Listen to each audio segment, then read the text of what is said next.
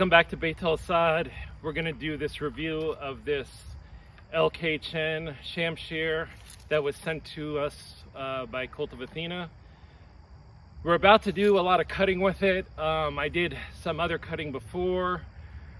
We took it around to an event, had different people play with it, different people cut it. But just an overview, it's an extremely awesome Shamshir. For what you can get on the market, it's probably the best one at the price range. It's extremely light. It cuts super nice. It's beautifully made. I did a bunch of close-up pictures. We measured it. So all that'll be coming up in the video that you're about to watch. The Scabbard's awesome. Pretty much I don't have anything to really complain about it. I like everything about it. For me, the curvature is I guess we have a desired length of curvature of a blade. I prefer curves that are more steep, and for me this works perfectly. The length is also perfect for my body size. I'm 6 feet tall, so it works in my hand extremely well. It feels very light. The balance is perfect. It cuts excellently.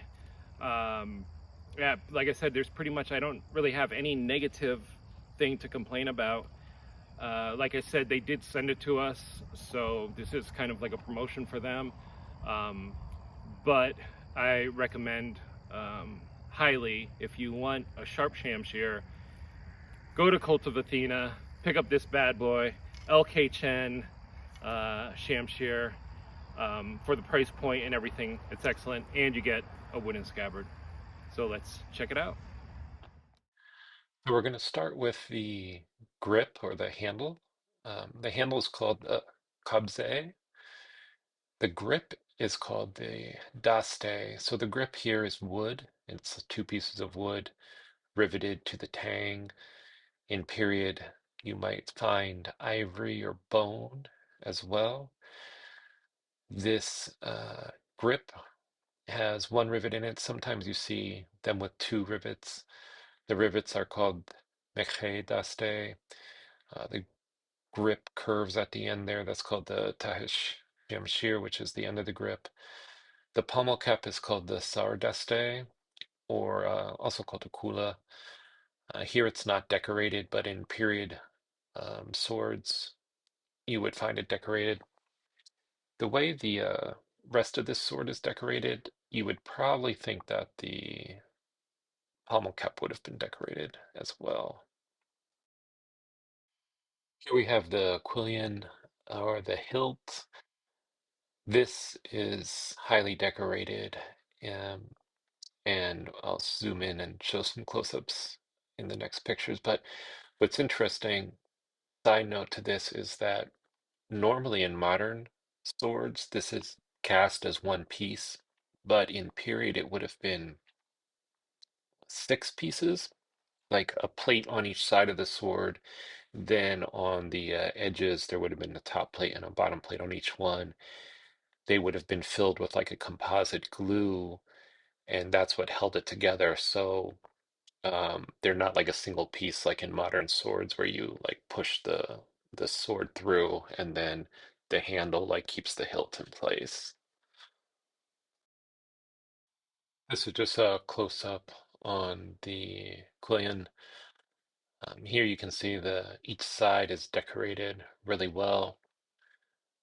The center here is actually a lion biting down on the back of the neck of some sort of beast, which is totally fitting. So here's the bottom, where you can see even on the underside, it's decorated. Then here's the top. This is like the blade side. I refer to that as the top, and the handle side, the bottom. But like I said, this would be a separate piece. The other side would be a separate piece as well. This is called the var band or the scabbard fittings.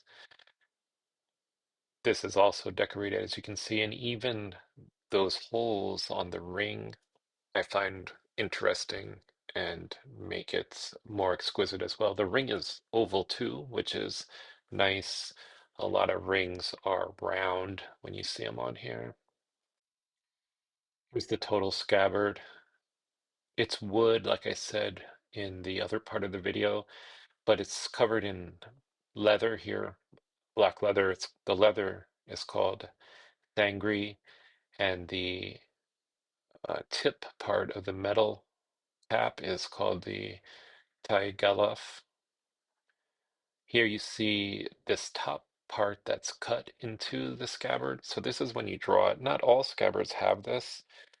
It depends on how the curve is designed on the sword.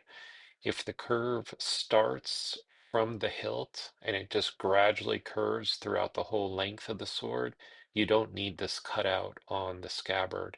If the sword has a straight part and then it starts to curve drastically, that's when you need to put that cutout in it so that when you draw it, it's a smooth draw. Otherwise, the sword wouldn't be able to get in or out of the scabbard. The tang of these is called the Shamshir, which is the tang, but around the tang are grip straps, and those are called the Ahnak. And in most Shamshirs at the period, you see them decorated in some fashion like this. To have this on a reproduction sword just adds a next level of design feature to it. Like I said before, it's weird that the pommel cap doesn't have decoration on it when every other part of the sword pretty much does.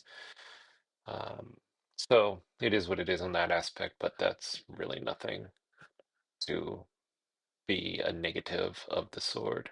It just kind of stands out because it's shiny a little bit, and you see like the rest of it is decorated in some fashion. This is just a shot so you can see what the quillion looks like outside of the scabbard. The quillion's called the bolshak in Persian as well. And like I said, that part in there would be the composite that you would be able to see in period swords. That was like the glue that held together all the pieces of the bolshak or quillion. Let's get into the measurements of it. The length of the handle overall is 13 centimeters, which is 5 1/8 inches. The width of the grip is 2.6 centimeters. The width of the bolshak or quillion is 13 centimeters, and the length of the pommel is 6.2 centimeters. A lot of people, when they hold this, think that the handle itself is really thin or small because they're used to other swords that are made with a modern context, and generally the handles are bigger. This is extremely comfortable in your hand because you can almost make a closed fist completely around it. And once you use something like this, you start to appreciate how ergonomic and thought out these designs really were for their period in time. So, how to measure the length of a blade of a curved sword? This is how you do it. You make a line from the edge to the tip like this. So the length of this blade is 77 centimeters or 30 and 3/8 inches. Like I said in the beginning of the video, this is my ideal blade length.